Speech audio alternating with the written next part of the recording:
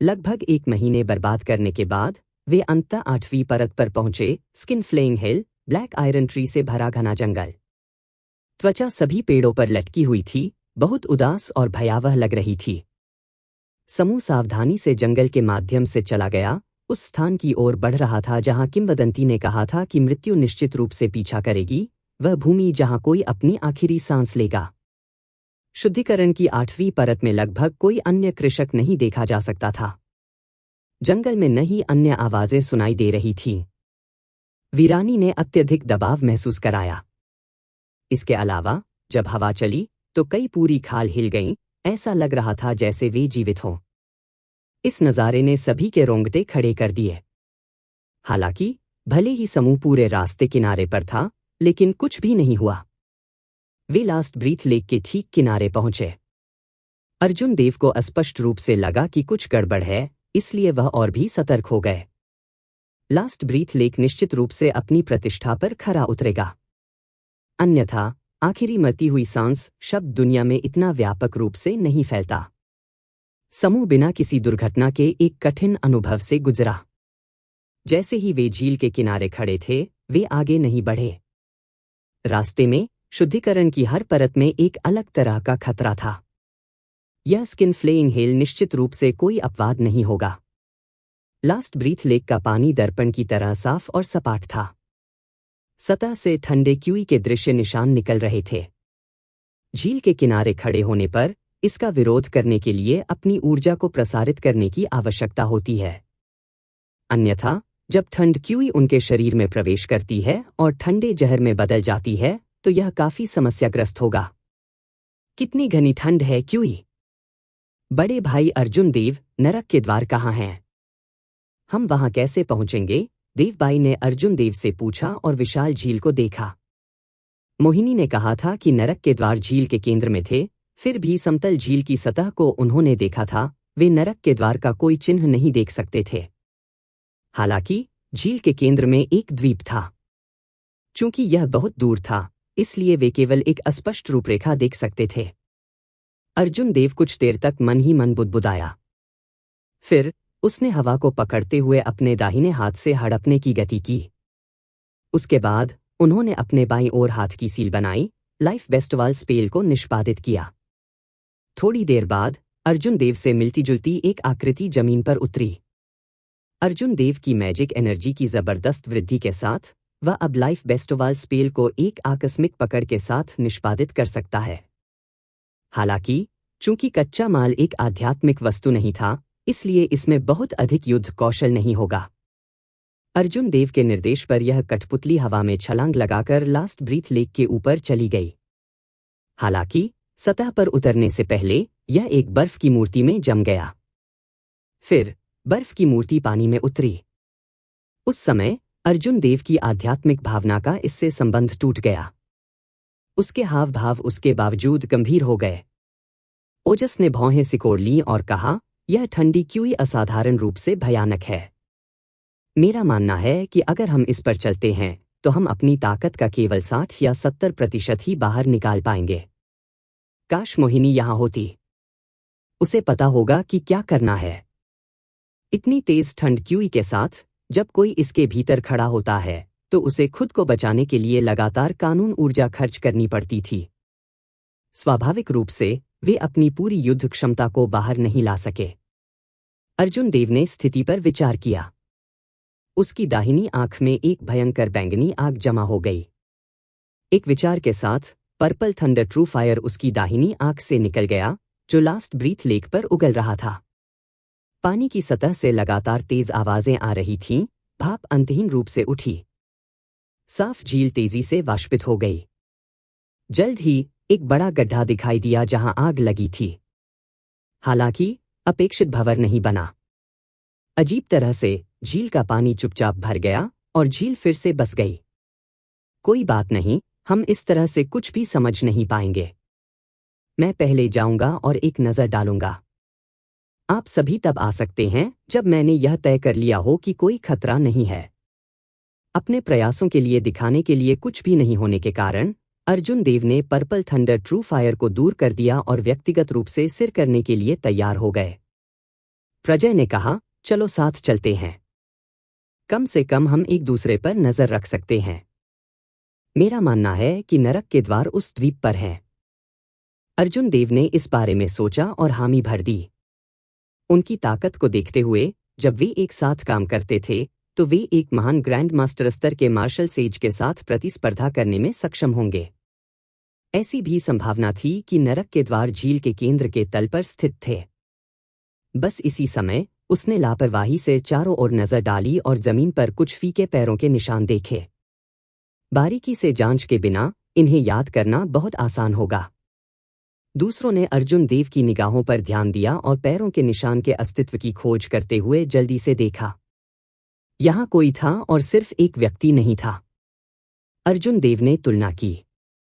इस समूह के पैरों के निशान उनके 4 लोगों के समूह के पैरों के निशान से काफी मिलते जुलते थे। इनमें से 2 लोगों ने अपने पैरों के निशान से भी फीके निशान छोड़े। कभी कभी दुर्घटना से पीछे छूट गई चीजें सबसे सच्चे शब्द बोलती थीं। यदि यह जानबूझकर नहीं किया गया था तो पैरों के निशान की गहराई किसी व्यक्ति की ताकत और उनके शरीर के नियंत्रण का अंदाजा लगा सकती है। इसका उपयोग करके कोई यह निर्धारित कर सकता है कि पद चिन्ह का मालिक कितना शक्तिशाली था।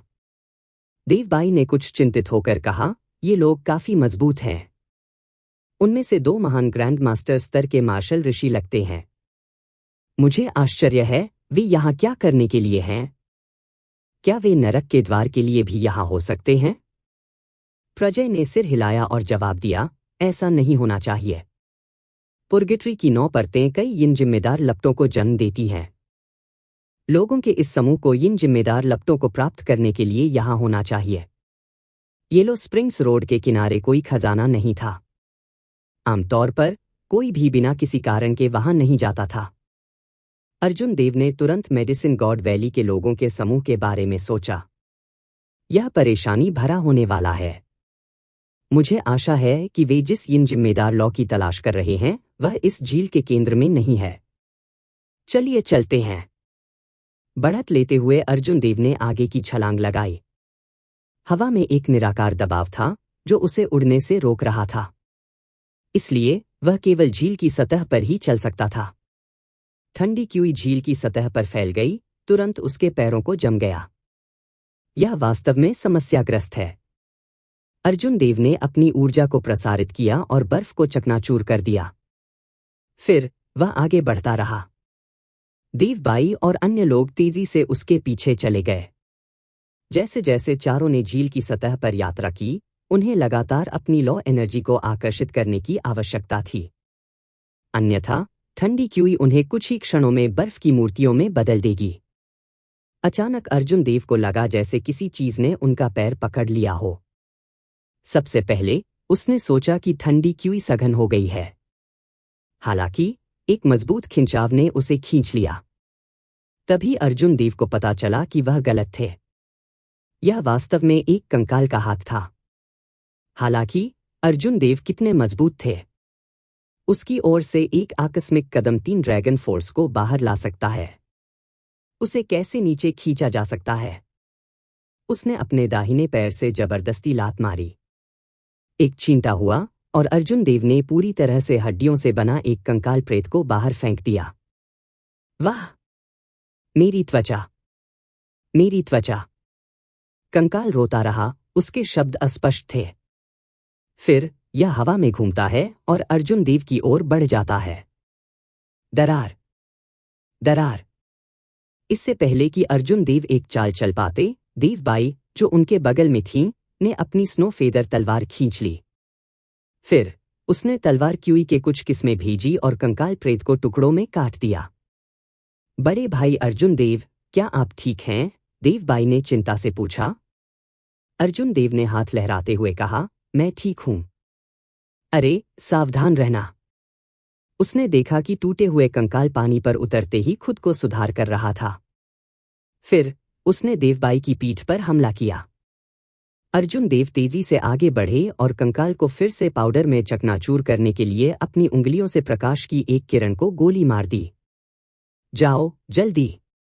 ये चीजें मरती नहीं दिख सकती। अर्जुन देव के बोलने के ठीक बाद कंकाल प्रेत झील की सतह से एक के बाद एक उठे।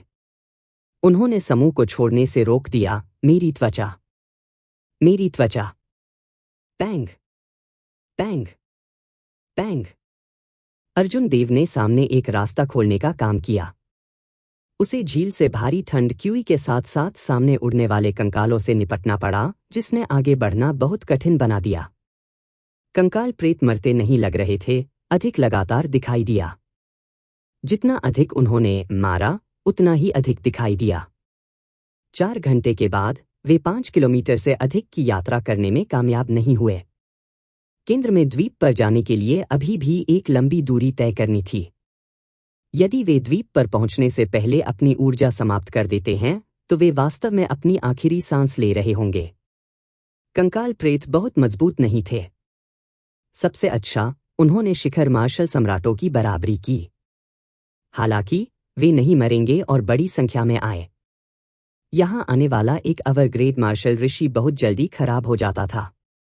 ओजस ने कुछ कांपते हुए स्वर में कहा, क्या ऐसा हो सकता है कि जिन लोगों की खाल स्किन फ्लेइंग हेल में उड़ी गई थी, उनके कंकाल इस झील में फेंक दिए गए थे?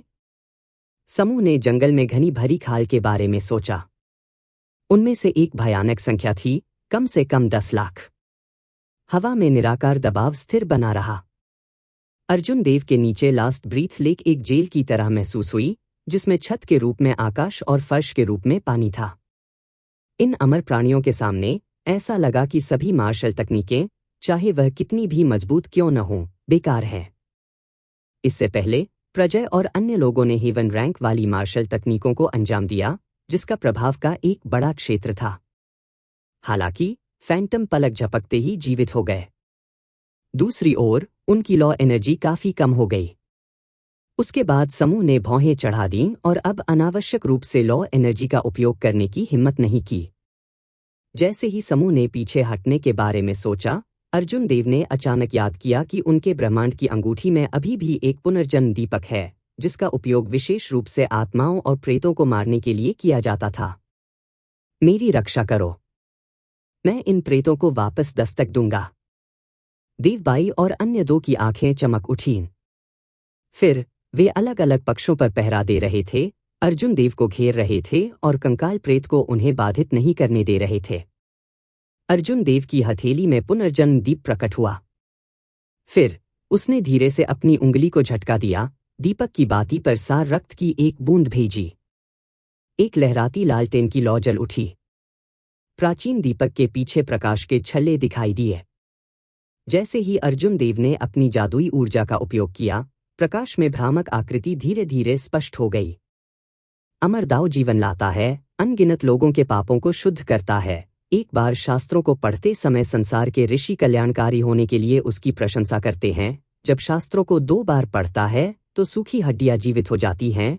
3 बार धर्म ग्रंथों को पढ़ने पर पाप शुद्ध हो जाता है और व्यक्ति पुनर्जन्म से गुजरता है। मायावी आकृति ने एक अमर वातावरण का अनुभव किया। उसने अपना मुंह खोला और रहस्यमय शास्त्र पढ़ा, जिसमें पुनर्जन्म लेने वाले भूतों का दाव और पाप के द्रव्यमान को शुद्ध करने की शक्ति थी।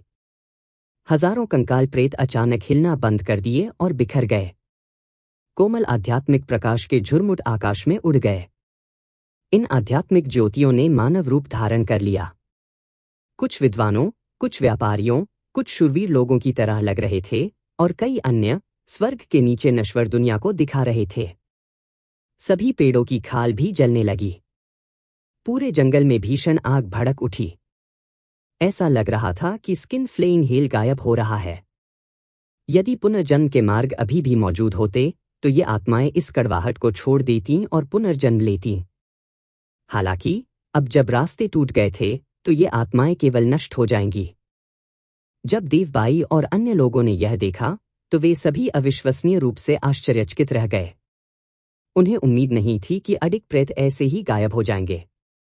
अर्जुन देव ने अपनी लगभग सारी जादुई ऊर्जा पूरी लास्ट ब्रीथ लेक में सभी कंकाल प्रेतों को साफ करने के लिए खर्च कर दी। वह खड़ा हुआ और पुनर्जन्म लैंप को वापस अपने हाथ में वापस बुलाया। फिर उसने कहा, चलो चलते हैं। हम शायद पहले ही द्वीप पर उन लोगों को चौंका चुके हैं। हमें तेजी से आगे बढ़ने की जरूरत है ताकि हम उनसे न टकराएं।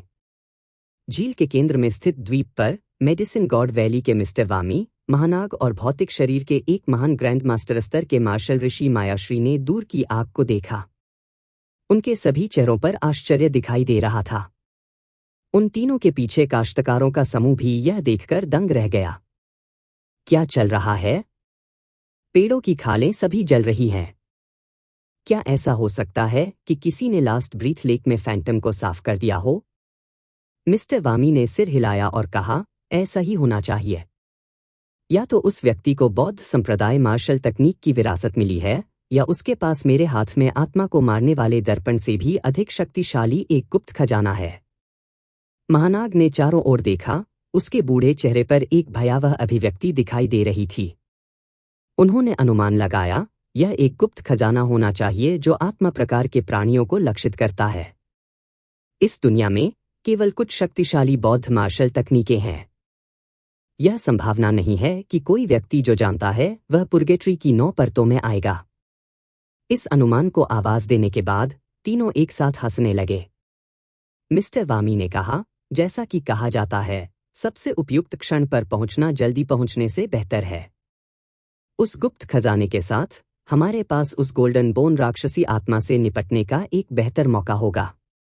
मिस्टर वामी ने महानाग और मायाश्री की ओर देखा जो उनके बगल में थे। मेरे 2 पुराने दोस्त, कौन जाएगा? इससे पहले कि महानाग जवाब दे पाती, मायाश्री ने छलांग लगाते हुए कहा, हाँ, इस व्यक्ति को निपटने के लिए मुझ पर छोड़ दो। आकर इसे मुझसे मत छीनो। होश। मायाश्री के बोलने के ठीक बाद वह एक पैर से धक्का दे रहा था और तीर की तरह ऊपर उठ गया। इस छलांग के साथ उसने कई किलोमीटर की यात्रा की, दोनों की दृष्टि से ओझल हो गया। महानाग और मिस्टर वामी को मायाश्री का व्यवहार बिल्कुल भी अजीब नहीं लगा। घोस्ट डोमेन में घोस्ट मोनार्क और घोस्ट एम्प्रेस के गुट पानी और आग की तरह थे। हाल के वर्षों में घोस्ट एम्प्रेस का गुट आत्माओं को परिष्कृत करने पर निर्भर था, जिससे घोस्ट डोमेन में प्रभाव बढ़ रहा था। दोनों गुटों के बीच घर्षण भी गुप्त से खुले संघर्ष की ओर बढ़ गया, जो लगातार तेज हो गया। यदि विरोधी गुटों के कृषक अकेले बाहर मिलते हैं तो वे निश्चित रूप से एक दूसरे को मार डालेंगे। घोस्ट मोनार्क के गुट के एक मुख्य सदस्य के रूप में जब मायाश्री ने सुना कि एक गुप्त खजाना है जो आत्माओं को मार सकता है, तो वह स्वाभाविक रूप से बहुत उत्साहित हो गया। महानाग ने पूछा, मिस्टर वामी, क्या आप वास्तव में ऐसा कर सकते हैं? आप वास्तव में मदद करने के लिए मायाश्री को उनके इनाम के रूप में सोल स्लेइंग मिरर देने के लिए सहमत हुए थे। गुप्त खजाने जो आत्माओं के खिलाफ काम करते हैं अत्यंत कीमती और दुर्लभ हैं। मिस्टर वामी ने खुशी से उत्तर दिया, यह कोई समस्या नहीं है। यह सिर्फ एक प्रतिकृति है। अब तक की चीजों के लुक से यह इसके लायक है।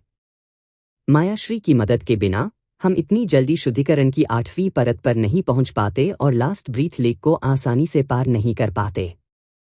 अब हमें क्या करना चाहिए? क्या हमें हमला करने से पहले उसके वापस आने का इंतजार करना चाहिए, या हमें पहले शुरू करना चाहिए? इस गोल्डन बोन डेमोनिक सोल से निपटना आसान नहीं है। आइए पहले शुरू करें और पहले इसका परीक्षण करें। जब मायाश्री आएगी तो हमारे लिए उसे मारना आसान हो जाएगा।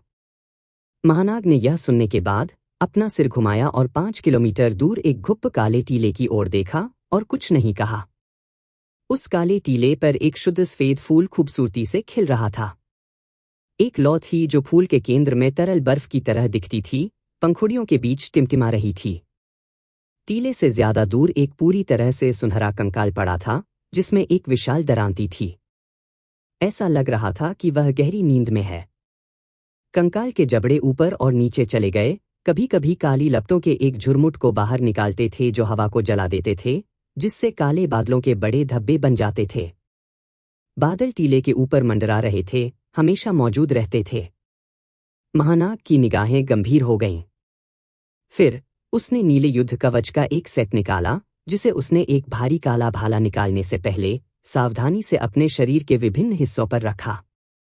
अंत में उसने जमीन से धक्का दिया और चुपचाप टीले पर उड़ गया। आत्मा को मारने वाले दर्पण को पकड़कर मिस्टर वामी तेजी से पीछे चल पड़े। मेडिसिन गॉड वैली के काश्तकारों ने समर्थन के लिए 2 पंखों के अर्धवृत्ताकार गठन में भाग लिया। सभी ने बेहद सतर्क अभिव्यक्ति दिखाई, बिल्कुल भी लापरवाह होने की हिम्मत नहीं की। अचानक गोल्डन बोन डेमिनिक सोल की खोखली आंखों के सॉकेट में काली लपटें जल उठीं, जैसे कि वह अभी अभी गहरी नींद से जाग गई हो। पैंग! गोल्डन बोन डेमोनिक सोल एक झटके में उठ खड़ी हुई। उसके हाथ में दरांती पर अर्धचंद्राकार सुनहरी रोशनी दिखाई दी। फिर इसने महानाग के चुपके हमले को विफल कर दिया। शारीरिक शक्ति की इस प्रतियोगिता में महानाग हार गए। गोल्डन बोन डेमोनिक सोल ने उसे 1 किलोमीटर पीछे गिरा दिया और उसका दाहिना हाथ, जिसने भाला पकड़ा था, कुछ हद तक सुन्न महसूस किया। बिना कुछ कहे मिस्टर वामी ने एक झटके में हमला कर दिया। पीछे के ग्रैंड मास्टर स्तर के मार्शल सेज एक ही समय में कार्रवाई में आ गए। लड़ाई की तीव्रता ने तुरंत एक और गियर को स्थानांतरित कर दिया। हालांकि कोई भी पक्ष कम समय के भीतर एक निश्चित जीत हासिल करने में सक्षम नहीं होगा। लास्ट ब्रीथ झील के एक अन्य हिस्से में झील के सुरक्षित होने के बाद अर्जुन देव और उनके समूह ने केंद्र में द्वीप की ओर तेजी से दौड़ लगाई।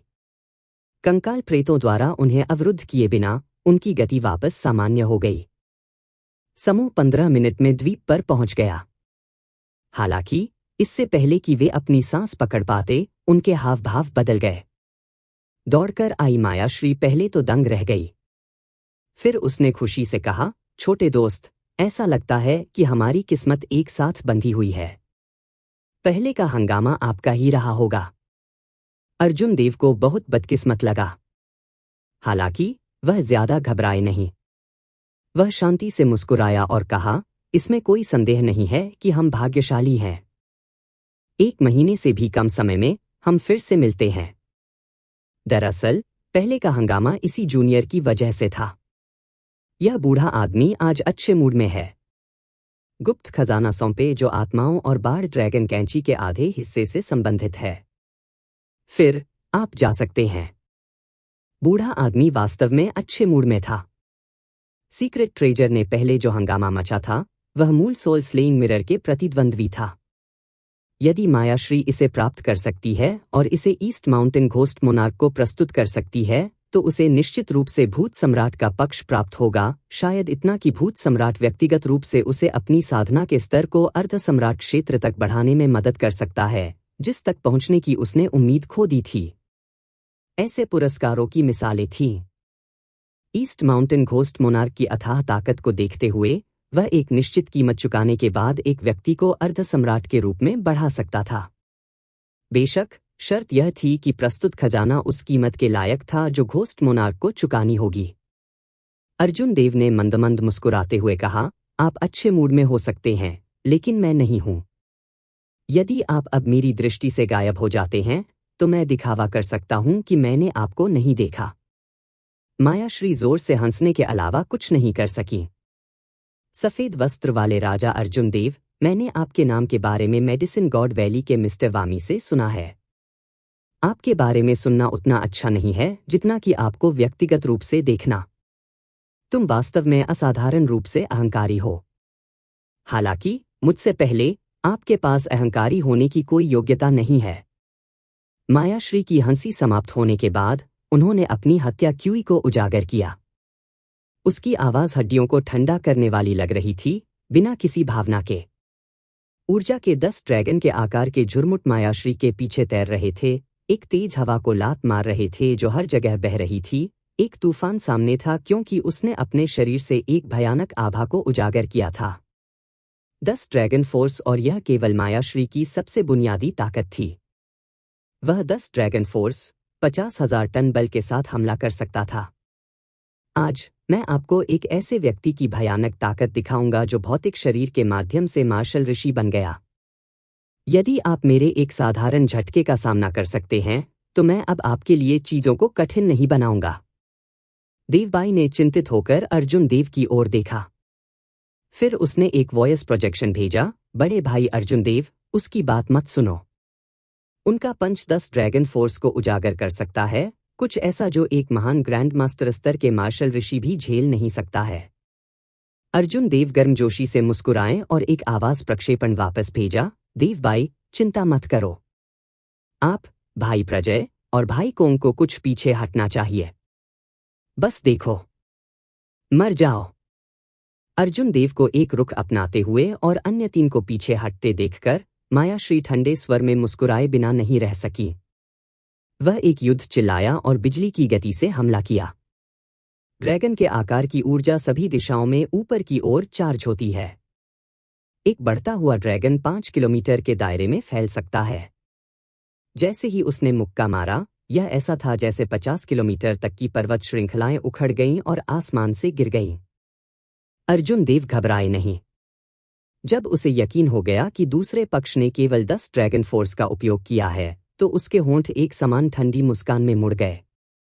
फिर उन्होंने असंख्य स्वर्ग दिव्य मुट्ठी देवताओं को उतरते हुए निष्पादित किया। एक दिव्य प्रकाश दूर आकाश से उतरा और अर्जुन देव के शरीर में प्रवेश किया। उसकी आभा बढ़ गई। हालांकि इससे पहले कि यह अपने चरम पर पहुंच जाए, उसने इसे और ऊपर चढ़ने से रोक दिया। युद्ध कौशल में 10 गुना वृद्धि में से अर्जुन देव ने केवल 70% का उपयोग किया, जानबूझकर 30% को दबा दिया। ड्रैगन दहाड़ने लगे क्योंकि उसके पीछे ऊर्जा के 20 ड्रैगन के आकार के गुच्छे बन गए। बढ़ते ड्रैगन ने मायाश्री की 10 ड्रैगन छवियों से ड्रैगन की शक्ति को तुरंत दबा दिया। मायाश्री का दिल जोर जोर से धड़क रहा था क्योंकि उसने चुपचाप शाप दिया, अरे 20 ड्रैगन फोर्स, इस बटुके ने मुझे धोखा दिया। पीछे हटने की कोशिश करते ही उसकी आकृति चमक उठी। हालांकि मायाश्री पहले ही बिजली की गति से दौड़ी और एक पल में अर्जुन देव के सामने पहुंच गई। अब जब उसने अपना मन बदल लिया, तो उसके पास अभी भी पीछे हटने का समय कैसे हो सकता है। अर्जुन देव आगे बढ़े और आसानी से पकड़ लिया। फिर उसने अपनी दाहिनी मुट्ठी से मुक्का मारा। 20 ड्रैगन एक साथ दहाड़ने लगे। वे एक में विलीन हो गए और फूट पड़े। मायाश्री ने खून की उल्टी की और उसके पीछे की विशाल शक्ति चकनाचूर हो गई। फिर वह सैंडबैग की तरह जमीन पर भारी रूप से गिर गया। उसके चारों ओर दरारें खिल गईं, दूर तक फैल गईं। ड्रैगन माइट के बाढ़ के रूप में आकाश और पृथ्वी हिल गए। अर्जुन देव के चेहरे पर घाव फूट पड़े, जिससे खून बह रहा था। उसका नाजुक चेहरा बेहद डरावना लग रहा था। उसकी हड्डियों में छोटी छोटी दरारें दिखाई दीं क्योंकि दर्द चुपचाप फैल गया। हालांकि अर्जुन देव की आंखें साफ पानी की तरह शांत थीं। वह सीधा खड़ा था, चीड़ की तरह सीधा, उसके बाल फड़फड़ा रहे थे। वह एक कदम भी नहीं हिला था। जैसे ही अर्जुन देव ने अविश्वासी मायाश्री की ओर देखा, उन्होंने शांति से कहा, जैसा कि कहा जाता है, एक शब्द बोला गया अतीत याद है। जैसा कि आप कहते हैं, अब आप हाथापाई कर सकते हैं। मायाश्री की आंखों में क्रोध चमक उठा क्योंकि उन्होंने फिर से खून की उल्टी की और दयनीय स्थिति में अपने पैरों पर खड़े हो गए। मायाश्री ने अपने शरीर में चोटों को दबाते हुए ठंडे स्वर में कहा, अच्छा, मैंने आपको कम करके आका। आप एक भौतिक शरीर साधक भी हैं। हालांकि आपने स्पष्ट रूप से इस पंच के साथ एक गुप्त तकनीक का इस्तेमाल किया। इस बूढ़े आदमी को विश्वास नहीं है कि आप फिर से इसी तरह का मुक्का फेंकने की हिम्मत करेंगे। अर्जुन देव मजाक उड़ाते हुए मुस्कुराए। क्या गलत है? क्या आप अपनी बात से पीछे हटने का इरादा रखते हैं? हाँ, मैं तुम्हें मार दूंगा। फिर कौन जानता है कि मैं अपने वादे से मुकर गया? क्या आप आश्वस्त नहीं हैं? आज मैं तुम्हें धमकाऊंगा। आप मेरे साथ क्या कर सकते हैं? आप अकेले नहीं हैं जो 20 ड्रैगन फोर्स के साथ विस्फोट कर सकते हैं। मायाश्री ने अब अर्जुन देव को कम आंकने की हिम्मत नहीं की, इसलिए उन्होंने अपने युद्ध कौशल को दोगुना करने के लिए एक गुप्त तकनीक का उपयोग करने की तैयारी की। यहां तक कि अगर वह अपनी शारीरिक चोटों को बढ़ा देता है, तो उसे अर्जुन देव को समाप्त करना पड़ा। अन्यथा अगर उन्होंने अर्जुन देव को परिपक्व होने दिया, तो वास्तव में पछतावे के लिए बहुत देर हो चुकी होगी। मायाश्री ने देखा था कि अर्जुन देव कुछ ही समय में फिर से 20 ड्रैगन फोर्स के साथ विस्फोट करने के लिए अवरोही देवताओं का उपयोग करने की हिम्मत नहीं करेंगे। हालांकि अर्जुन देव का इरादा पहले दूसरे पक्ष के साथ आमने सामने टकराने का नहीं था। वह यहां दूसरों को धमकाने आया था। अर्जुन देव ने अपने माथे की ओर इशारा किया और जल्दी से उस वसीयत क्लोन को जगाया जो सर्वोच्च आकाश सम्राट ने उसे दिया था। एक भारी आभा धीरे धीरे उससे फैल गई। मायाश्री के हाव भाव काफी बदल गए। वह बुदबुदाया, यह सम्राट की शक्ति है। आपके पास एक मार्शल सम्राट की वसीयत क्लोन है। अर्जुन देव ने धीरे से मुस्कुराते हुए कहा, आपका अनुमान सही है।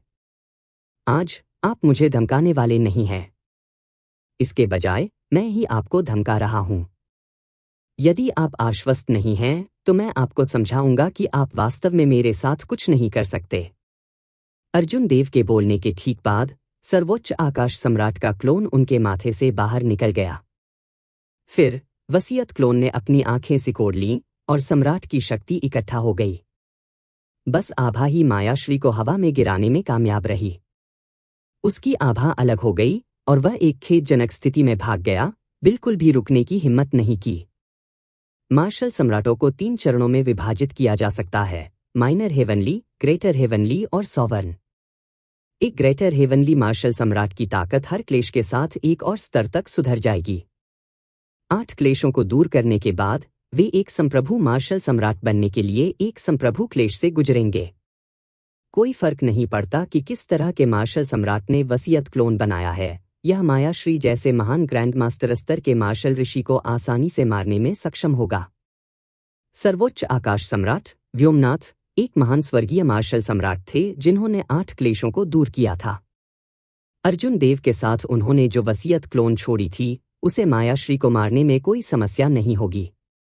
मायाश्री इतनी भयभीत थी कि उसकी आत्मा लगभग नष्ट हो गई थी, उसकी लड़ाई की भावना पूरी तरह से समाप्त हो गई थी। जैसे ही उसे सम्राट की शक्ति का एहसास हुआ, वह ब्लॉक करना भी भूल गया, जिसके परिणामस्वरूप उसे उड़ने के लिए भेजा गया। उसने खून की उल्टी की और होश में आया। वह पीला पड़ गया और बिना कुछ कहे जल्दी से भाग गया।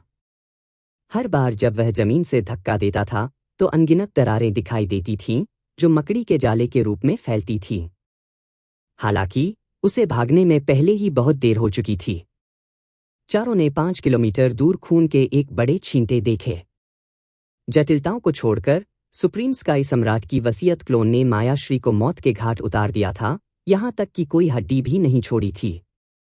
प्रजय को कुछ पछतावा हुआ। उन्होंने पूछा, अर्जुन देव, क्या सुप्रीम स्काई एम्परर की वसीयत क्लोन का उपयोग करना कुछ हद तक बेकार नहीं है?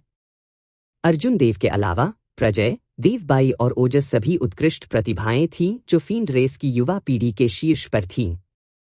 जबकि उनके समूह में किसी को भी एक महान ग्रैंड मास्टर स्तर के मार्शल सेज के खिलाफ आमने सामने का मौका नहीं था। अगर वे अर्जुन देव सहित एक साथ काम करते हैं तो वे लड़ाई लड़ने में सक्षम होंगे। वास्तव में उनकी जीत की संभावना बहुत अच्छी थी, कम से कम 60%। अर्जुन देव का चेहरा सामान्य लग रहा था। वह वर्तमान में 20 ड्रैगन फोर्स का उपयोग करने से हुए नुकसान से उबर गया था। सतह के घाव पहले ही ठीक हो चुके थे। अब अर्जुन देव की हड्डियों में केवल कुछ छोटी दरारें बची थीं, धीरे धीरे ठीक हो रही थी। हालांकि जब तक वह जल्द ही 20 ड्रैगन फोर्स को बाहर नहीं लाता था, तब तक वह जल्द ही पूरी तरह से ठीक हो जाएगा। अर्जुन देव ने उस दिशा में देखा जहां से मायाश्री आई थी। फिर उन्होंने उत्तर दिया, यह इसके लायक था या नहीं, यह निर्भर करेगा। अगर हम इन जिम्मेदार लॉ को छीन सकते हैं जिस पर उन लोगों की नज़र है, तो यह मेरे लिए इसके लायक होगा। उसने अनुमान लगाया था कि लास्ट ब्रीथ लेक के किनारे वे पैरों के निशान पहले मेडिसिन गॉड वैली के लोगों के थे जो इन जिम्मेदार लॉ की तलाश में थे। हालांकि मेडिसिन गॉड वैली के समूह में केवल एक महान ग्रैंड मास्टर स्तर का मार्शल ऋषि था, जबकि पैरों के निशान ने सुझाव दिया कि उनमें से 2 थे। जब अर्जुन देव ने मायाश्री को देखा तो उन्हें इसका पता चला। अब उसे यकीन था कि जो लोग उसके समूह से पहले थे वे मेडिसिन गॉड वैली के लोग थे। दूसरी ओर वह अभी भी समझ नहीं पा रहा था कि मायाश्री उनके साथ क्यों जुड़ गई थी। इन जिम्मेदार लॉ जिसे मेडिसिन गॉड वैली के लोगों ने पुनः प्राप्त करने के लिए एक महान ग्रैंड मास्टर स्तर के मार्शल ऋषि को भेजा था, निश्चित रूप से एक उच्च ग्रेड की होगी। अर्जुन देव की लूनर ट्रू फ्लेम में काफी समय से सुधार नहीं हुआ था। परिणामस्वरूप यिन और यांग के बीच ताइजी यिनयांग फ्लेम आरेख का संतुलन खो गया। अर्जुन देव पहले से ही लंबे समय से ताइजी यिनयांग फ्लेम डायग्राम की सबसे बड़ी ताकत को बाहर लाने में सक्षम नहीं थे। अब उनके सामने एक अवसर प्रस्तुत हुआ। स्वाभाविक रूप से अर्जुन देव मायाश्री को दूर जाने देने और दो महान ग्रैंड मास्टर स्तर के मार्शल ऋषियों को सेना में शामिल होने का जोखिम उठाने के लिए तैयार नहीं थे। इन जिम्मेदार लॉ प्राप्त करना इस तरह से बहुत अधिक समस्याग्रस्त होगा। अर्जुन देव की व्याख्या सुनने के बाद बाकी लोग समझ गए। तो ऐसा इसलिए था। देव बाई ने कुछ देर सोचा और फिर कहा, मैंने एक बार दत्तक पिता के अध्ययन में पढ़ा था कि पुर्गेटरी की 9 परतों में इन जिम्मेदार लॉ का उच्चतम ग्रेड बर्फीली बर्फ की लॉ थी। हालांकि लंबे समय से कोई भी इसे खोजने में कामयाब नहीं हुआ है। यह संभव है कि लोगों का यह समूह बर्फीली बर्फ की लॉ के लिए यहाँ हो। प्रजय ने सिर हिलाया और कहा, यह बर्फीली बर्फ की लॉ इन जिम्मेदार लपटों में शीर्ष 10 में शामिल है। यह वास्तव में एक कदम उठाने लायक है। ओजस एक उतावलाबाज व्यक्ति था। उसने जल्दी से कहा, उस मामले में हम किसका इंतजार कर रहे हैं? चलो जल्दी करते हैं। अगर हम बहुत धीमे हैं तो इन जिम्मेदार लॉ छीन ली जा सकती है। प्रजय ने मुस्कुराते हुए कहा, तुम ब्लॉकहेड। यदि इन जिम्मेदार लॉ को वश में करना इतना आसान होता तो यह बहुत पहले ही वश में हो गया होता। मेरा मानना है कि वे अब इस घोस्ट रेस के महान ग्रैंड मास्टर स्तर के मार्शल सेज का इंतजार कर रहे हैं जो अर्जुन देव के सीक्रेट ट्रेजर को छीन ले और मदद के लिए वापस जा सके। हमें जल्दबाजी करने की कोई जरूरत नहीं है। उनके और इन जिम्मेदार लॉ की रखवाली करने वाले फैंटम के बीच लड़ाई जितनी भयंकर होगी उतना ही बेहतर होगा। हम उनकी लड़ाई से लाभ उठा सकते हैं। अर्जुन देव ने प्रजय की राय से सहमति जताते हुए मुस्कुराया। उसने कहा, चलो चलते हैं। हम अपना समय ले सकते हैं और चल सकते हैं। अगर हम बहुत तेज हैं और उन्हें चौंका देते हैं तो यह अच्छा नहीं होगा। चारों इत्मीनान से यात्रा करते हुए जिस दिशा से मायाश्री आई थी उसी दिशा में चल रहे थे। 1 घंटे के बाद उन्होंने आखिरकार एक गहन लड़ाई की आवाज सुनी। 1 और घंटे बाद 5 किलोमीटर दूर एक लड़ाई का दृश्य उनके सामने दिखाई दिया। उन्होंने जल्दी से खुद को छिपा लिया। समूह ने एक पूरी तरह से सुनहरे कंकाल को एक विशाल दरांती पकड़े हुए देखा जो एक बूढ़े व्यक्ति के साथ त्वरित गति से लड़ रहा था, जिसमें एक बूढ़ा व्यक्ति बैटल आर्मर पहने हुए था और एक लंबा भाला लहरा रहा था। यह स्पष्ट था कि बैटल आर्मर में बूढ़ा आदमी नुकसान में था। यदि किनारे पर मौजूद कोई व्यक्ति कभी कभी अपने हाथ में एक प्राचीन दर्पण से गोल्डन बोन डेमोनिक सोल पर उज्ज्वल प्रकाश नहीं भेजता है तो महान ग्रैंड मास्टर स्तर के मार्शल ऋषि को पकड़ नहीं पाता और बहुत पहले भाग गया होता। कई दुखद दिखने वाली लाशें जमीन पर पड़ी थीं, सभी आधे में कटी हुई थीं। अर्जुन देव की नज़र तुरंत टीले पर चली गई। जब उसने शानदार बर्फीली बर्फ की लौ देखी तो उसने अपने चेहरे पर खुशी प्रकट की। यह वास्तव में बर्फीली बर्फ की लौ थी जो शीर्ष 10 इन जिम्मेदार लपटों में से एक थी। लूनर ट्रू फ्लेम द्वारा इसे भस्म करने के बाद लूनर ट्रू फ्लेम वर्तमान पर्पल थंडर ट्रू फायर से मेल खाने में सक्षम होगी। जब ऐसा हुआ तो ताइजी यिनयांग फ्लेम आरेख की ताकत और मजबूत हो जाएगी। भविष्य में वह एक महान ग्रैंड मास्टर स्तर के मार्शल सेज का सामना करते समय अपनी सुरक्षा सुनिश्चित करने में सक्षम होगा। अर्जुन देव ने आकाश में पूरे युद्ध के मैदान को स्कैन किया। उसके बाद उन्होंने इससे निपटने का एक तरीका निकाला। उन्होंने कहा, बाद में मैं गोल्डन बोन डेमोनिक सोल को ब्लॉक कर दूंगा। देवबाई, बर्फीली बर्फ की लॉ को पुनः प्राप्त करने में मेरी मदद करें। हवा में उन दोनों के बारे में क्या? अर्जुन देव के हाथ में एक धनुष प्रकट हुआ। फिर उसने आखिरी स्टार ब्रेकर एरो निकाला और धीरे से कहा, वे जल्द ही मरे हुए आदमी होंगे। यदि आप वैसा ही करते हैं जैसा मैं बाद में कहता हूं तो हम बिना किसी चोट के बर्फीली बर्फ की लॉ को पुनः प्राप्त करने में सक्षम होंगे। उसने 3 ड्रैगन फोर्स का उपयोग करके धनुष की डोरी खींची।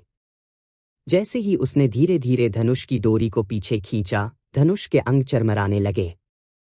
अब वह आत्मा कातिलों के धनुष की सीमाओं को अस्पष्ट रूप से महसूस कर सकता था। वाइटल क्यूई की मात्रा के साथ सोल स्लेयर बो की ताकत बढ़ गई। हालांकि आखिरकार यह एक साधारण वस्तु थी, अंततः एक सीमा होगी। हालांकि 15,000 टन बल और स्टार ब्रेकर एरो के साथ अर्जुन देव निश्चित रूप से मेडिसिन गॉड वैली के मिस्टर वामी को एक शॉट में मार गिराने में सक्षम होंगे अगर वह उसे गार्ड से पकड़ लेता।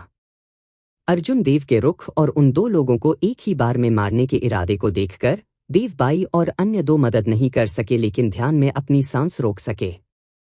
यदि यह शॉट सफल रहा तो हवा में लड़ाई का संतुलन ढह जाएगा।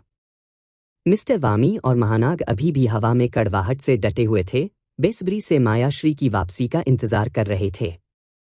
जैसे जैसे तीव्र लड़ाई जारी रही, महानाग ने गोल्डन बोन डेमोनिक सोल को वापस दस्तक देने की पूरी कोशिश की। हालांकि उसने अनजाने में एक कौर खून की उल्टी की, उसके बाद उसका रंग फीका पड़ गया। मिस्टर वामी ने सोल स्लेइंग मिरर को जल्दी से सक्रिय कर दिया। एक तेज रोशनी निकली और गोल्डन बोन डेमोनिक सोल के शरीर पर आग की लपटें जल गईं, जिससे उसे अविश्वसनीय दर्द हुआ। हालांकि आग की लपटों ने गोल्डन बोन डेमोनिक सोल को महानाग का पीछा करने से रोक दिया, लेकिन इसने उसे कोई महत्वपूर्ण चोट नहीं पहुंचाई। जब आग की लपटें जल गईं, तो यह फिर से चार्ज हो गई। मिस्टर वामी, मैं एक और 15 मिनट के लिए रुकूंगा।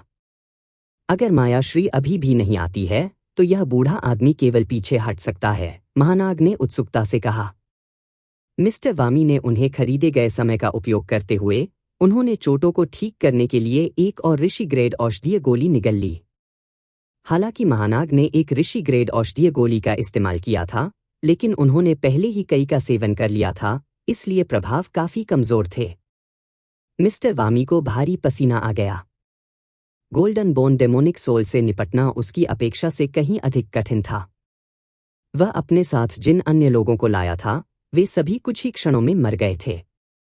अब केवल महानाग और खुद ही रह गए थे। यदि उसके हाथ में आत्मा मारने वाला दर्पण नहीं होता, तो वह पहले ही कई बार मर चुका होता।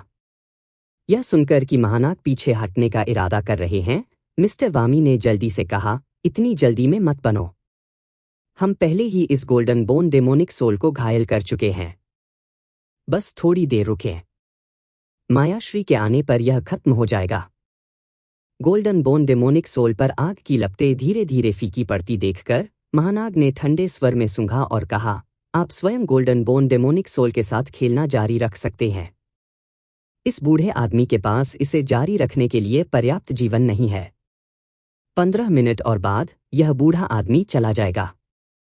मिस्टर वामी को संघर्ष महसूस हुआ। क्या उसे फिर से इनाम बढ़ाना चाहिए? अचानक उसका दिल जोर से धड़कने लगा और उसने देखने के लिए अपना सिर घुमाया। बूम! इससे पहले कि मिस्टर वामी स्पष्ट रूप से देख पाते, उनके होठों के बीच से खून निकल गया। उसने अपने सीने में एक खूनी कटोरे के आकार का छेद पाया और उसकी जीवन शक्ति धीरे धीरे फीकी पड़ गई। सुरक्षात्मक आंतरिक बनियान जिसे खरीदने के लिए मिस्टर वामी ने बड़ी रकम खर्च की थी, वह बिल्कुल भी मदद नहीं कर रही थी। स्थिति इतनी अचानक बदल गई, महानाग को चकित कर दिया कि उसकी पलकें फड़क गईं और उसका दिमाग एक पल के लिए खाली हो गया। जब तक उसने अपनी बुद्धि ठीक की, तब तक गोल्डन बोन डेमोनिक सोल पर आग की लपटें गायब हो चुकी थीं। इसने अपनी दरांती लहराई और बिजली की गति से प्रहार किया, जिससे आकाश को रोशन किया गया। महानाग के हाव भाव काफी बदल गए। उसने जल्दबाजी में रोक लगा दी और उसके हाथ में भाला टूट गया। एक सुनहरी रोशनी उतरी और उसकी छाती पर बैटल आर्मर 2 भागों में विभाजित हो गया और उसके शरीर से दूर गिर गया। उसने महसूस किया कि मौत कीवी उसके शरीर के चारों ओर घूम रही है। उसका शरीर लगभग आधा हो गया था। उसने खून की उल्टी की और तुरंत भागने की कोशिश की। हालांकि जैसे ही महानाग घूम रहा था, उसने पीछे से आने वाले 10 स्वर्गीय ड्रैगन की दहाड़ सुनी। बारिश हुई और आसमान का रंग बदल गया। यह ऐसा था जैसे अर्जुन देव ने सब कुछ योजना बनाई थी। गोल्डन बोन डेमोनिक सोल द्वारा महानाग को घायल करने के ठीक बाद अर्जुन देव ने 10 ड्रैगन फोर्स का इस्तेमाल किया और महानाग की छाती पर बेरहमी से प्रहार किया। Crunch crunch! महानाग की पसलियां टूटने की आवाज से हवा भर गई। उसे यह भी देखने को नहीं मिला कि उसके सीने में एक खूनी छेद दिखाई देने से पहले उस पर किसने हमला किया। फिर वह तोप के गोले की तरह जमीन की ओर गिर गया। यह हमारी बारी है। ओजस धीरे से मुस्कुराया। फिर 12 पवित्र मोरपंख उसकी पीठ के पीछे प्रकाश में खुल गए। प्रजय के साथ वह पहले से ही गंभीर रूप से घायल महानाग की ओर बढ़े। दूसरी ओर देवबाई ने अपने पैरों से धक्का दिया और बर्फीली बर्फ की लौ के बगल में टीले पर उतर गई। महानाग को एक मुक्के से उड़ते हुए भेजने के बाद अर्जुन देव को अकेले ही भयानक गोल्डन बोन डेमोनिक सोल का सामना करना पड़ेगा। यह गोल्डन बोन डेमोनिक सोल कुछ ऐसा था जिसे महानाग और मिस्टर वामी एक साथ काम करने के बाद भी कुछ नहीं कर सके और उन्हें कई बार पीछे हटने के लिए मजबूर किया था। यद्यपि अर्जुन देव के पास पुनर्जन्म दीप था, लेकिन उन्होंने लापरवाही बरतने की हिम्मत नहीं की। हालांकि एक अच्छी खबर थी। महानाग और मिस्टर वामी इस गोल्डन बोन डेमोनिक सोल को घायल करने में कामयाब रहे थे, इसलिए यह अब अपनी चरम स्थिति में नहीं था। होश! अर्जुन देव की आकृति चमक उठी और गोल्डन बोन डेमोनिक सोल को अवरुद्ध कर दिया, जो देव बाई पर हमला करने की तैयारी कर रही थी। अपने हाथ की एक लहर के साथ गंभीर गोल्डन बोन डेमोनिक सोल के हाथ में विशाल दरांती उस पर उड़ने वाली एक मंद रोशनी में बदल गई। तेज! अर्जुन देव के मन में केवल व्रत शब्द ही आया। उसने जल्दी से अपनी ऊर्जा को प्रसारित किया और अपने शरीर को कृपाण के रूप में, अपनी हथेली को कृपाण के रूप में उपयोग करते हुए निर्दोष कृपाण दाव को साकार किया।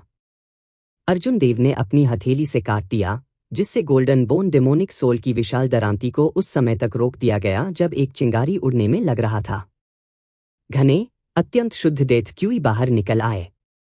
इस पल में कृपाण का इरादा जो अर्जुन देव ने अपने शरीर पर इकट्ठा किया था, वह दरांती से ऊर्जा के संपर्क में आने पर बिखर गया। अर्जुन देव की आंखों में एक अजीब सी रोशनी चमक उठी।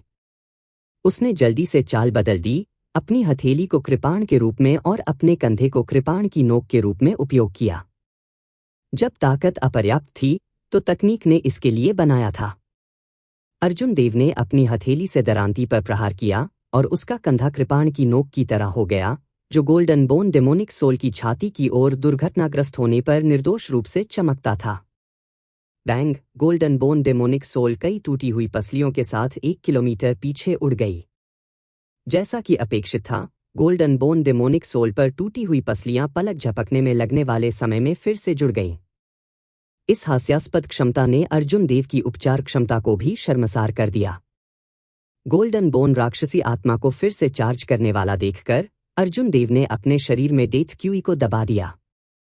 फिर उसने घूरकर पुनर्जन्म दीपक को बाहर फेंक दिया। उसने अपनी उंगलियों से सार रक्त की एक बूंद निकाली और दीपक बाती को प्रज्वलित किया। प्रकाश में एक भ्रामक बुद्धिमान व्यक्ति ने पाप शुद्धिकरण शास्त्र को पढ़ना शुरू कर दिया। प्राचीन शास्त्र में पापों को शुद्ध करने की शक्ति थी और इसलिए गोल्डन बोन डेमोनिक सोल की अशुद्ध आत्मा थी। गोल्डन बोन डेमोनिक सोल के शरीर ने तुरंत अलग अलग रंगों की 2 भ्रामक आकृतियां बनाई, एक काला और एक सफेद। स्पष्ट रूप से वे अच्छे और बुरे का प्रतिनिधित्व करते थे। दोनों पक्षों के बीच एक तीव्र लड़ाई शुरू हो गई। एक ने खुद को सांसारिक चिंताओं से मुक्त करने की कोशिश की, दूसरे ने भ्रष्टता में डूबने की कोशिश की। अर्जुन देव थोड़ा पीला पड़ गया।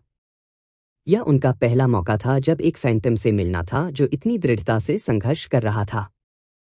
पाप शुद्धिकरण शास्त्र जो पुनर्जन्म लैंप में पढ़ा गया था, इस दानव को दबाने में असमर्थ लग रहा था। उसका दिल डूब गया। वह मदद नहीं कर सकता था, लेकिन अपने लॉ एनर्जी के संचलन की गति को बढ़ा सकता था। बैंगनी रोशनी के छल्ले धीरे धीरे उसके पीछे दिखाई दिए। पुनर्जन्म लैंप की बाती में लहराती लौ भड़क उठी। अर्जुन देव ने अपना सिर नीचे किया और नीचे देखा।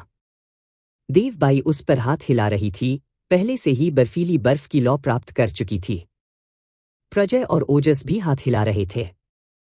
वे पहले से ही गंभीर रूप से घायल और कमजोर महानाग से निपट चुके हैं।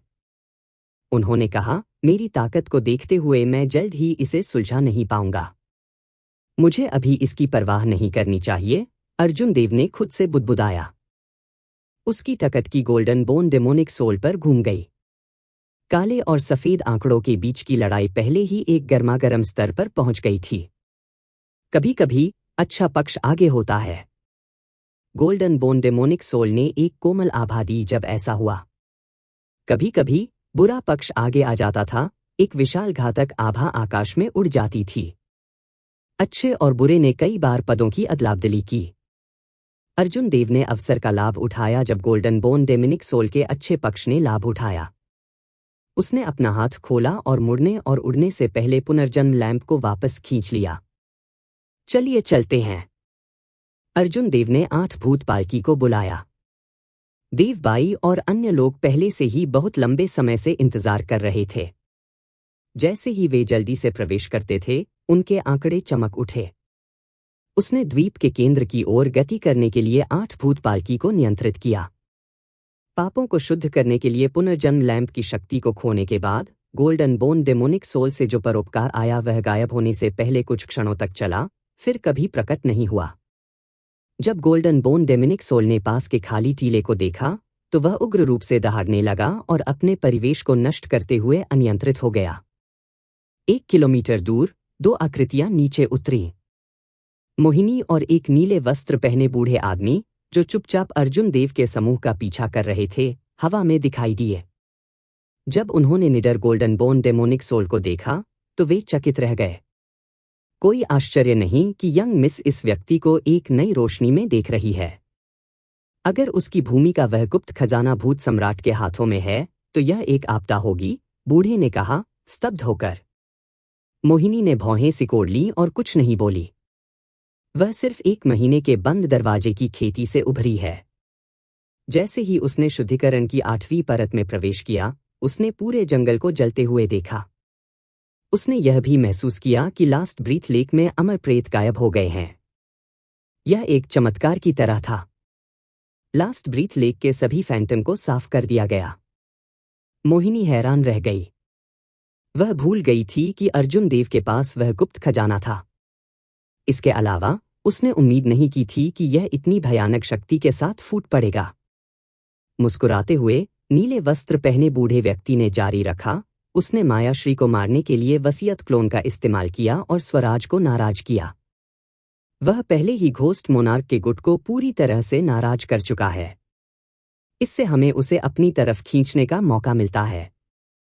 मोहिनी ने थोड़ा सिर हिलाया और पूछा, क्या आपने अभी तक सोल रिटर्निंग ग्रास प्राप्त की है? हाँ, अंबुज राय ने इसे मुझे सौंप दिया जबकि यंग मिस बंद दरवाजे की खेती में थी। नीले वस्त्र पहने बूढ़े व्यक्ति ने एक ब्रोकेड बॉक्स निकाला और उसे खोला, जिससे सोल रिटर्निंग ग्रास का जेडहरा डंठल दिखाई दिया। मोहिनी ने इसे प्राप्त किया और उसके चेहरे पर एक संतुष्ट मुस्कान प्रकट की। उसने कहा, तुम वापस जा सकते हो। मैं उनके साथ अकेले येलो स्प्रिंग्स रोड जाने की योजना बना रहा हूं। यंग मिस, पहले से ही कई वर्षों से कोई भी येलो स्प्रिंग्स रोड पर नहीं गया है। हम नहीं जानते कि वहां क्या खतरा है। इस बूढ़े आदमी को अपने साथ वहां जाने दो, नीले कपड़े पहने बूढ़े आदमी ने चिंतित होकर कहा। हालांकि मोहिनी को इसकी कोई परवाह नहीं थी। मैं पहले ही लास्ट ब्रीथ लेक पर आ चुका हूं। येलो स्प्रिंग्स रोड पर क्या खतरा हो सकता है? अगर कोई है तो मैं बस वापस आ जाऊंगा। मैं लंबे समय से यह देखना चाहता था कि क्या पुनर्जन्म अभी भी असहत्री के पुल के दूसरी तरफ मौजूद है। उसे इतना जिद्दी देखकर नीले वस्त्र पहने बूढ़े ने और कुछ नहीं कहा। उसने विदा ली। 8 भूत की पालकी के अंदर देवबाई बहुत उत्साहित महसूस कर रही थी। वे एक महान ग्रैंड मास्टर स्तर के मार्शल सेज को बिना किसी खरोंच के मारने में कामयाब रहे। यह कुछ ऐसा था जिसकी उन्होंने कभी कल्पना करने की हिम्मत नहीं की थी। अर्जुन देव की भावनाओं में भी थोड़ा उतार चढ़ाव आ रहा था। चीजें उसकी अपेक्षा से अधिक सुचारू रूप से आगे बढ़ रही थीं। एकमात्र दोष यह था कि उन्होंने सुप्रीम स्काई एम्परर की वसीयत क्लोन का इस्तेमाल किया था। हालांकि उन्हें ऐसा करने का कोई पछतावा नहीं था। एक महान ग्रैंड मास्टर स्तर के मार्शल सेज का सामना करते समय एक वसीयत क्लोन में एक को मारने की पूर्ण शक्ति थी।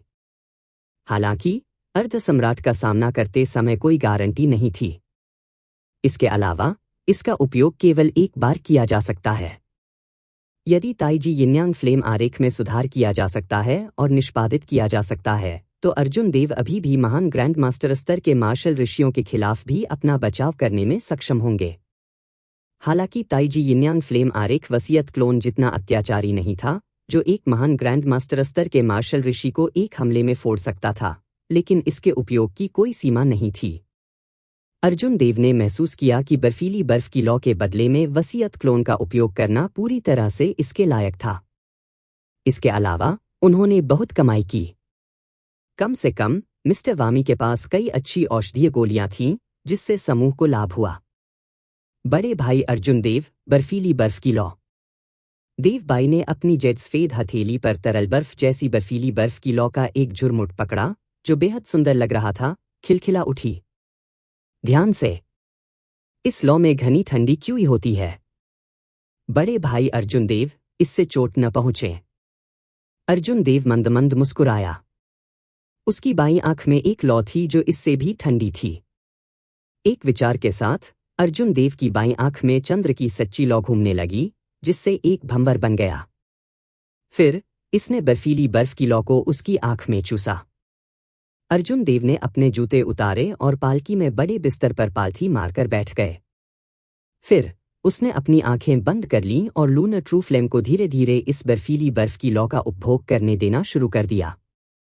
ओजस और प्रजय, जो वर्तमान में मिस्टर वामी, मायाश्री और महानाग के स्थानिक अंगूठियों में धन को छांट रहे थे और गिन रहे थे, ने जब यह देखा तो उनके चेहरे पर सदमा का एहसास हुआ। वह वास्तव में बर्फीली बर्फ की लौ को इतने मोटे तरीके से उपभोग करने की हिम्मत करता है। उसकी बाईं आंख में वह सफेद लौ क्या है? ओजस ने उलझन में महसूस करते हुए पूछा। प्रजय के पास एक गंभीर अभिव्यक्ति थी क्योंकि उन्होंने जवाब दिया, अगर मैंने सही देखा तो यह निश्चित रूप से चंद्र की सच्ची लौ है। इसके अलावा इसने एक मूल लौ को भी संघनित किया। चंद्र सच्ची लौ। देवबाई और ओजस दोनों चौंक गए। सौर और चंद्र, ये दो प्रकार की लपटें थीं जो स्वर्ग के नीचे सबसे मजबूत थीं। यदि कोई इन दो लपटों में से किसी एक का मात्र एक झुरमुट प्राप्त कर सकता है तो वह बेहद भाग्यशाली होगा। यह वास्तव में अविश्वसनीय था कि अर्जुन देव ने अपनी बाईं आंख में इतनी चंद्र सच्ची लौ छिपा दी, यहां तक कि एक मूल लौ को भी संघनित कर दिया। ओजस ने आह भरी और कहा, मैं इन दिनों कई बार चकित रह गया हूं। मैं पहले से ही इसके लिए सुन्न होना शुरू कर रहा हूं। अतीत में अगर कोई मुझसे कहता कि एक महान ग्रैंड मास्टर स्तर के मार्शल सेज से इतनी आसानी से खजाना छीनना संभव है, तो मैं इस पर विश्वास नहीं करता, भले ही आप मुझे पीट पीट कर मार डालें। हालांकि यह वास्तव में आज हुआ। मेरे पास विश्वास करने के अलावा कोई विकल्प नहीं है। प्रजय मंद मंद मुस्कुराया, उसके आकर्षक चेहरे पर एक गैर प्रतिबद्ध अभिव्यक्ति दिखाई दे रही थी। वह ओजस की हताशा को समझ गया। वे सभी उत्कृष्ट प्रतिभाएं थीं, लेकिन उनके और अर्जुन देव के बीच का अंतर बहुत बड़ा था। दूसरी ओर देवबाई गर्मजोशी से मुस्कुराईं। उसने मन ही मन सोचा, मुझे अभी और प्रयास करना है। बड़े भाई अर्जुन देव और मेरे बीच की दूरियां फिर से बढ़ गईं। आधे दिन बाद अर्जुन देव ने अपनी आंखें खोली। उसने पहले ही बर्फीली बर्फ की लौ का सेवन समाप्त कर दिया था। अब वह वास्तव में इस ताकत का परीक्षण करने के लिए एक जगह ढूंढना चाहता था, यह देखने के लिए कि क्या वह ताइजी यिन यांग फ्लेम आरेख को निष्पादित करने के लिए यिन और यांग के बीच संतुलन हासिल कर सकता है। हालांकि उसे अभी और भी महत्वपूर्ण काम करना था। वह केवल अभी के लिए इस विचार को छोड़ सकता था क्योंकि वे पहले ही नरक के द्वार पर आ चुके थे।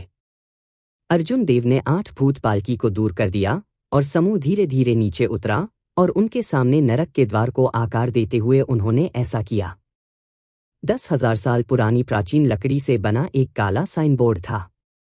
बीच में एक उत्कीर्ण टैबलेट के ऊपर 3 लाल रंग के शब्द थे, नरक के द्वार, कर्सिव में लिखे गए थे, जो हर स्ट्रोक के साथ डेथ क्यूई को विकीर्ण करते थे। काली रोशनी की एक बाधा ने प्रवेश द्वार को ढक दिया, जिससे फाटकों के पीछे की दुनिया अवरुद्ध हो गई। अफवाह के अनुसार इन द्वारों से कदम रखने के बाद कोई भी जीवित लोगों की दुनिया को छोड़ देगा और येलो स्प्रिंग्स रोड में प्रवेश करेगा, कभी वापस नहीं लौटेगा। नरक के द्वार के पास कोई नहीं था। एक रहस्यमय दमनकारी आभा ने सभी को असहज महसूस कराया। चलो अंदर चलते हैं। अर्जुन देव ने नेतृत्व किया, नरक के द्वार में प्रवेश करने के लिए तैयार हो गए। एक ब्लेड्समैन के रूप में वह किसी भी चीज से नहीं डरता था। उसे स्थिति पर अधिक विचार करने, आगे बढ़ने या पीछे हटने की हिम्मत करने की कोई आवश्यकता नहीं थी। चूंकि समूह को देरसपेर प्रवेश करना था और वे नरक के द्वारों के बारे में कुछ भी पता नहीं लगा सकते थे, इसलिए खुले तौर पर अंदर जाने में कुछ भी गलत नहीं था। हालांकि जैसे ही वह अंदर कदम रखने वाला था, वह नरक के द्वार के ठीक सामने रुक गया। देवबाई उलझन में पड़ गईं। उसने पूछा, बड़े भाई अर्जुन देव, क्या गलत है? अर्जुन देव ने पीछे मुड़कर देखा और शांति से उत्तर दिया, कोई भाग रहा है। हे। यंग मास्टर देव वास्तव में बोल्ड है। क्या आपको येलो स्प्रिंग्स रोड के लिए एक साथी की आवश्यकता है? चांदी की हंसी की एक गड़गड़ाहट सुनाई दी। मोहिनी अचानक लाल रंग की पोशाक पहने हुए नीचे तैर गई। सभी की आंखें चमक उठीं। उन्होंने उम्मीद नहीं की थी कि वह एक और उपस्थिति दर्ज करेगी, खासकर येलो स्प्रिंग्स रोड के पास जहां वह जाने को तैयार नहीं थी। होश। मोहिनी के उतरने के बाद उसने एक ब्रोकेड बॉक्स फेंक दिया। अर्जुन देव ने उसे कैच कर लिया। जब उसने इसे खोला तो उसने पाया कि इसमें उन 3 वस्तुओं में से एक थी जो उसने मांगी थी, सोल रिटर्निंग ग्रास। इससे आपका क्या मतलब है?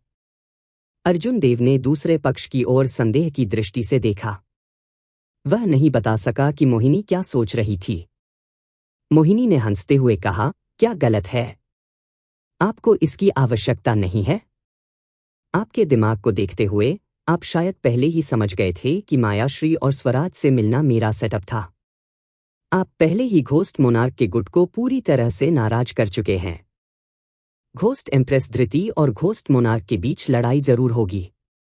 जब ऐसा होता है तो मेरा मानना है कि आप जानते हैं कि किस तरफ खड़ा होना है। अर्जुन देव ने बहुत जल्दी सोचा। अब उसे पता था कि मोहिनी क्या योजना बना रही थी। वह उसे अपना पक्ष चुनने के लिए मजबूर कर रही थी। देवबाई, ओजस और प्रजय के हाव भाव थोड़े बदल गए। अब मोहिनी की ओर उनकी निगाहें कुछ शत्रुतापूर्ण हो गईं। मुझे स्मार्ट लोगों से दोस्ती करना पसंद है। मिस मोहिनी, ऐसा लगता है कि आप समझती हैं कि मैं चीजों से कैसे निपटती हूं। एक दिन अगर मैं घोस्ट मोनार्क और घोस्ट एम्प्रेस के बीच लड़ाई को प्रभावित करने के लिए पर्याप्त मजबूत हो जाता हूं, तो मैं निश्चित रूप से घोस्ट डोमेन का दौरा करूंगा। अर्जुन देव ने सावधानी से सोल रिटर्निंग ग्रास को दूर कर दिया। उन्हें मोहिनी की बेबाकी से कोई फर्क नहीं पड़ा। वास्तव में इसने उसे पीछे नहीं हटाया। बाढ़ को फैलाने से कोई फायदा नहीं हुआ। भूत महारानी धृति को दुनिया के शिखर विशेषज्ञों में से एक माना जाता था, जो 3 पवित्र भूमि के पवित्र गुरुओं के बराबर था। इसके अलावा अर्जुन देव को वास्तव में अपने हाथ में सोल रिटर्निंग ग्रास की जरूरत थी। सबसे महत्वपूर्ण बात यह थी कि उसे अपने किए पर पछतावा नहीं था। चाहे वह स्वराज को पीछे हटने के लिए मजबूर करना हो या मायाश्री को मारने के लिए वसीयत क्लोन का इस्तेमाल करना हो, ये दोनों फैसले उन्होंने खुद लिए थे। यहां तक कि अगर अर्जुन देव फिर से चीजों को कर सकते हैं तो वह वही निर्णय लेने में संकोच नहीं करेंगे। एक ब्लेड्समैन कभी नहीं हिचकिचाता। अर्जुन देव का जवाब सुनकर मोहिनी ने भी अपने दिल में राहत की सांस ली। मोहिनी ने अपनी 8 घोस्ट पालकी में अंडरवर्ल्ड नदी के ऊपर अर्जुन देव के साथ अनुभव ने उन्हें यह समझने की अनुमति दी कि अर्जुन देव का स्वभाव कैसा था। उसे कभी भी उसे धमकी देने की कोशिश नहीं करनी चाहिए।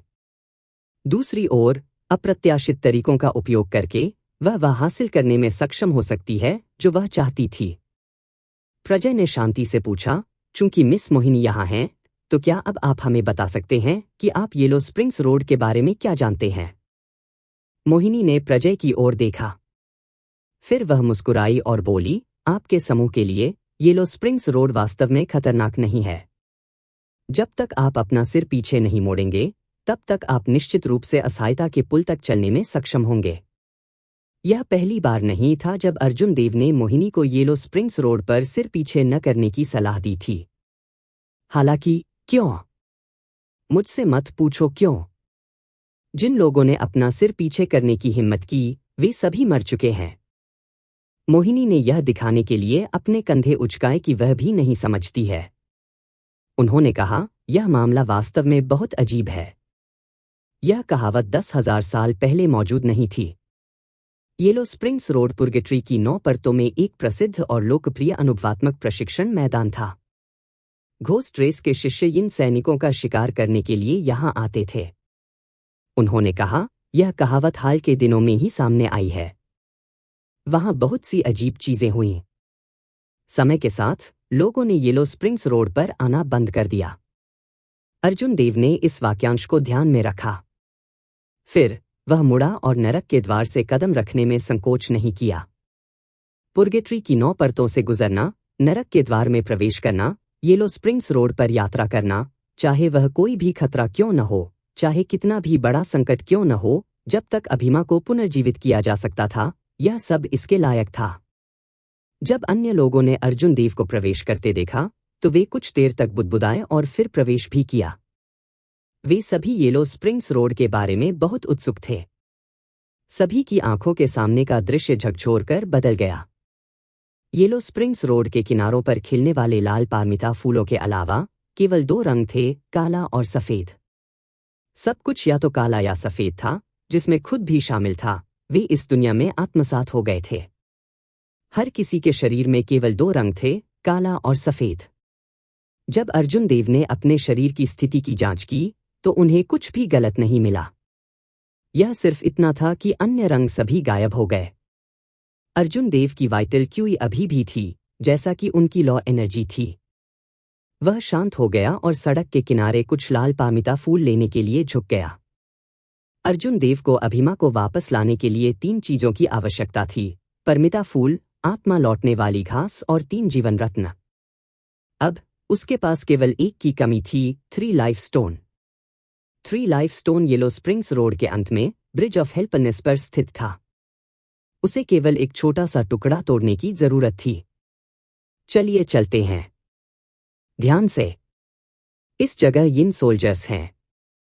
येलो स्प्रिंग्स रोड बदलने से पहले मेरी जाति के विशेषज्ञ यहाँ यिन सैनिकों का शिकार करना और उन्हें परिष्कृत करना पसंद करते थे, उन्हें शक्तिशाली सहायकों में बदल देते थे। मोहिनी ने कहा कि उसने ध्यान से चारों ओर देखा। यिन सैनिकों ने अंडरवर्ल्ड की सेना बनाई। जब वे जीवित थे, तो वे सभी योद्धा थे जो भयंकर लड़ाइयों से गुजरे थे। उनकी मृत्यु के बाद नरक के राजाओं ने उन्हें मजबूत करने के लिए और प्रशिक्षित किया। यिन सैनिक बेहद मजबूत अस्तित्व थे, जिनका उपयोग घुसपैठियों से बचाव या नए क्षेत्र को खोलने के लिए किया जाता था। अर्जुन देव ने खड़े होकर पारमिता के फूल उतार दिए। आकाश धूसर था और उसकी दृष्टि का अंत धुंधला दिखाई दे रहा था। ऐसा लग रहा था जैसे इस सड़क का कोई अंत नहीं है। मोहिनी की चेतावनी को याद करते हुए अर्जुन देव ने हमेशा अपनी लॉ एनर्जी को चालू रखा। बिजली के कारण प्रकाश के छल्ले उसके पीछे दिखाई दिए, क्योंकि वह जल्दी से आगे बढ़ गया। थोड़ी देर चलने के बाद एक बिना सिर वाली लाश जो जमीन पर गिर गई थी, समूह के सामने आ गई। अर्जुन देव ने लाश को पलट दिया और पाया कि लाश का बाकी हिस्सा पूरी तरह से ठीक था। पांचों ने एक दूसरे के साथ नजरों का आदान प्रदान किया, यह सोचकर कि इस व्यक्ति की मृत्यु कैसे हुई। यहां से समय समय पर वे बिना सिर वाली लाशें जमीन पर पड़ी देखेंगे। उनकी मृत्यु का कारण अज्ञात है। अनथीन येलो स्प्रिंग्स रोड, काले और सफेद दुनिया और अनगिनत बिना सिर वाली लाशें, इन सभी ने येलो स्प्रिंग्स रोड को एक भयानक माहौल दिया। कियांग, कियांग। अचानक सामने धातु की गड़गड़ाहट सुनाई दी। भारी कवच पहने और हथियार पकड़े यिन सैनिकों का एक समूह युद्ध के रथों पर हवा में तेजी से उड़ते हुए दहाड़ता था। यिन सैनिक गुजर रहे हैं। विभिन्न स्थानों के छोटे छोटे भूत जल्दी से रास्ता बनाते हैं। युद्ध रथ पर खड़ा एक यिन सैनिक जोर से चिल्लाया। इन यिन सैनिकों ने बहुत पहले अपनी आध्यात्मिकता खो दी थी। अंडरवर्ल्ड के बिखरने और पुनर्जन्म के अस्तित्व के बंद होने से पहले उनकी यादें उस समय रुक गईं। हर दिन, हर पल, इन यिन सैनिकों ने अंतहीन येलो स्प्रिंग्स रोड की रक्षा करते हुए एक ही कार्रवाई दोहराई। इन यिन सैनिकों के खिलाफ पुनर्जन्म लैंप बेकार है। बस उन्हें मार डालो। उनमें से कोई उच्च पदस्थ यिन सैनिक नहीं है, इसलिए वे आपको कोई परेशानी नहीं देंगे, मोहिनी ने सीधे सुझाव दिया जब उसने अर्जुन देव को पुनर्जन्म दीपक निकालते देखा। अपने हाथ के फ्लिप के साथ अर्जुन देव ने पुनर्जन्म दीपक को वापस रख दिया। फिर उसने कुनपेंग मुट्ठी को अंजाम दिया। एक विशाल कुनपेंग दिखाई दिया जो बिजली से टिमटिमा रहा था। इस मुक्के के बल का उपयोग करते हुए उसने युद्ध रथ को पलट दिया। बाकी लोग हरकत में आ गए। हालांकि यिन सैनिकों के इस समूह से निपटना मुश्किल था। जैसा कि मोहिनी ने कहा, कोई वास्तविक खतरा नहीं था। लगभग 7 मिनट के बाद युद्ध रथों पर सवार सभी यिन सैनिक मर गए थे। जब तक वे मर नहीं गए, वे दोहराते रहे, यिन सैनिक गुजर रहे हैं। विभिन्न स्थानों के छोटे भूत जल्दी से रास्ता बनाते हैं। अर्जुन देव। अर्जुन देव, जिन्होंने अपनी मुट्ठियां पीछे खींच लीं और सीधे खड़े हो गए, सड़क पर आगे बढ़ने की तैयारी कर रहे थे, ने देवबाई को उनके लिए पुकारते हुए सुना।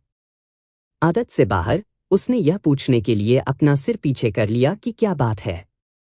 उसने अपना सिर आधा ही घुमाया था कि उसकी अभिव्यक्ति में भारी बदलाव आया, जल्दी से प्रतिक्रिया हुई। यह वास्तव में देवबाई की तरह लग रहा था।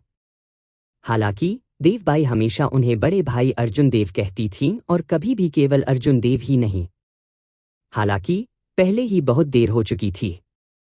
जैसे ही अर्जुन देव ने अपना सिर घुमाना शुरू किया, उन्होंने रोंगटे खड़े करने वाला दृश्य देखा। एक बिना सिर वाला बुद्ध ऊपर से उतरा, जिसने आकाश को लाल रंग की रोशनी से भर दिया। इस बुद्ध ने अपना हाथ बढ़ाया, जो असीम रूप से फैल गया, और 2 अंगुलियों को अर्जुन देव के सिर की ओर कैंची की तरह दबाया।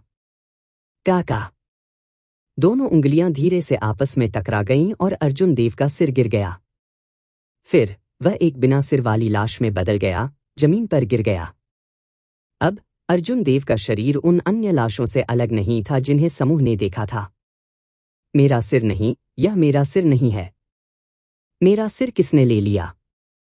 बिना सिर वाले बुद्ध ने धीरे से अर्जुन देव के सिर को वैसे ही रखा जैसा कि होना चाहिए और उसे कुछ बार बदल दिया। बुद्ध का पेट इधर उधर डगमगाता रहा, इससे पहले कि वह गुस्से में सिर को दूर फेंक दे, एक उदास राक्षसी ध्वनि दे रहा था। हालांकि बुद्ध को इस बात का एहसास नहीं था कि सिर के जमीन पर उतरने से पहले वह हवा में ही बिखर गया और गायब हो गया। देवबाई और अन्य लोग बेहद भयभीत थे। वे मदद नहीं कर सकते थे, लेकिन यह देखने के लिए अपना सिर घुमाना चाहते थे कि क्या हो रहा था। जल्दी करो, जाओ। अपना सिर पीछे मत मोड़ो। सामने एक आकृति दिखाई दी। यह अर्जुन देव थे, जो कथित तौर पर मर गए थे। उसके मन में खुशी होती है। देवबाई जल्दी से दौड़ी। जमीन पर बिना सिर वाला अर्जुन देव धीरे धीरे हवा में बदल गया और एक धमाके के साथ गायब हो गया। समूह के दूर जाने के बाद ही अर्जुन देव रुक गए। बाकी लोग तुरंत यह पूछने के लिए रुक गए कि क्या हुआ था। अर्जुन देव अभी तक शांत नहीं हुए थे। उसका दिल अभी भी जोर से और जोर से धड़क रहा था। उसे ऐसी स्थिति में आए काफी समय हो गया था। उनकी मानसिक स्थिति वर्तमान में गड़बड़ थी।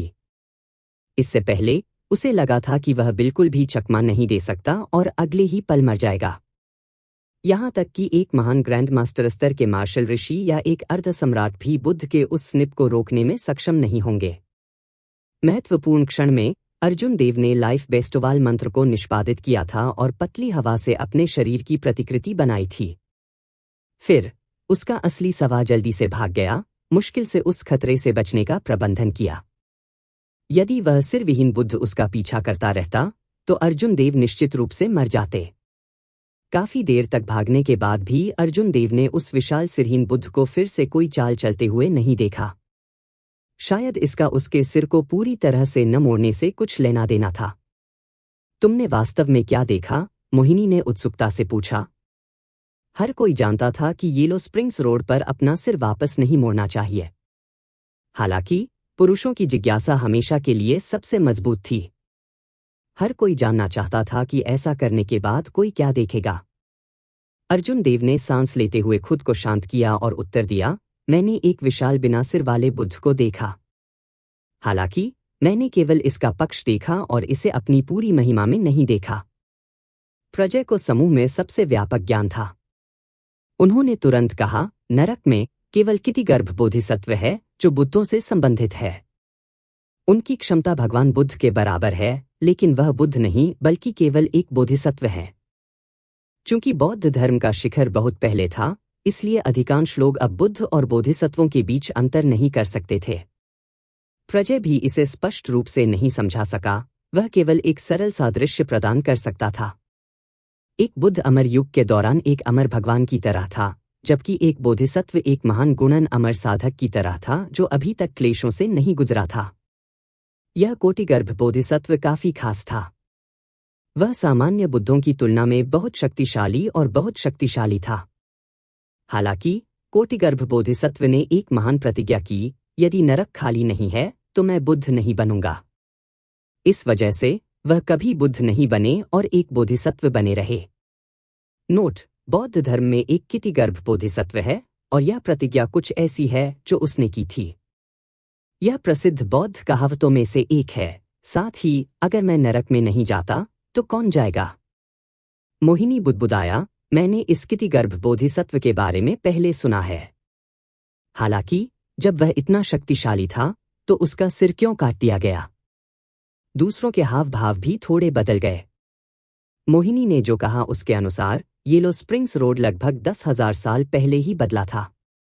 कहने का तात्पर्य यह था कि 10,000 साल पहले यह बोधिसत्व, जो एक अमर भगवान से भी अधिक शक्तिशाली था, नरक में मौजूद था और उसका सिर अभी भी बरकरार था। कुनलुन क्षेत्र की समयरेखा के अनुसार 10,000 साल पहले जब एज्योर सम्राट सत्ता में था और हर जगह अपना रास्ता बना रहा था, वह समय जब वह बेजोड़ था। यदि कितिगर्भ बोधिसत्व ने वास्तव में 10,000 साल पहले अपना सिर खो दिया था तो यह बहुत संभव था कि एज्योर सम्राट ने ऐसा किया हो। मार्शल युग के प्राचीन युग के बाद एक अमर भगवान से भी अधिक शक्तिशाली कितिगर्भ बोधिसत्व का सिर और कौन काट सकता था? समूह एज्योर सम्राट के अलावा किसी और के बारे में नहीं सोच सकता था। हालांकि क्या एज्योर सम्राट वास्तव में इतना मजबूत था? अर्जुन देव ने अपना सिर हिलाया, इस समस्या के बारे में सोचना नहीं चाहते थे। उन्होंने कहा, हमें बाकी रास्ते के लिए कंधे से कंधा मिलाकर चलना चाहिए। इससे कोई फर्क नहीं पड़ता कि हम क्या सुनते हैं, हम अपना सिर पीछे नहीं घुमा सकते।